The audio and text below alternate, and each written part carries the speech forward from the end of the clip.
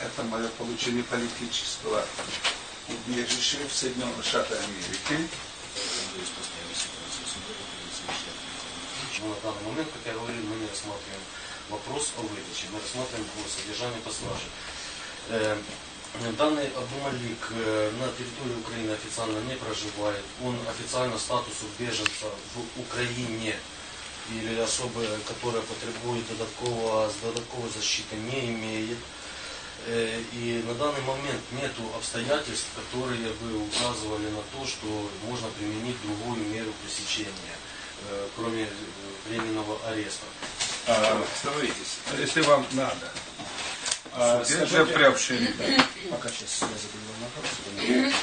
Статью 583 УПК Украины, статьями 131, 132, 182 УПК Украины суд определил ходатайство удовлетворить, применить временный арест гражданину Республики Таджикистан Абдуллажанову Абдумалик 01.01.49 года рождения на 40 суток до поступления запроса о его выдаче от компетентных органов Республики Таджикистан.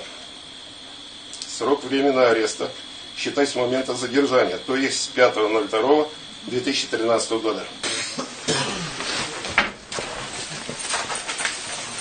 Правосудие примет правильное решение. Я не удовлетворен, конечно, решением суда.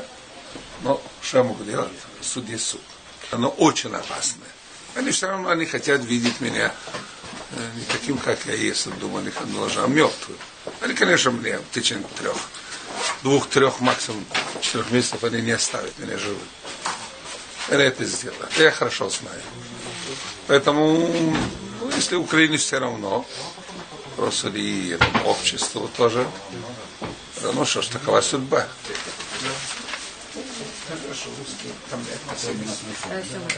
Рішення було прийнято формально, і це більше пов'язано з перестраховкою.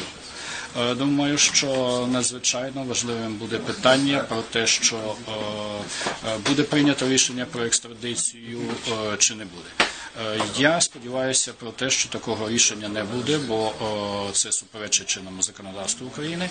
І очевидно, що мого довірителя не можна виправляти в країну, яку його запитують, бо там є, як і він сам про це заявив вже, там є реальна загроза його життю, тобто просто фізичному знищенню.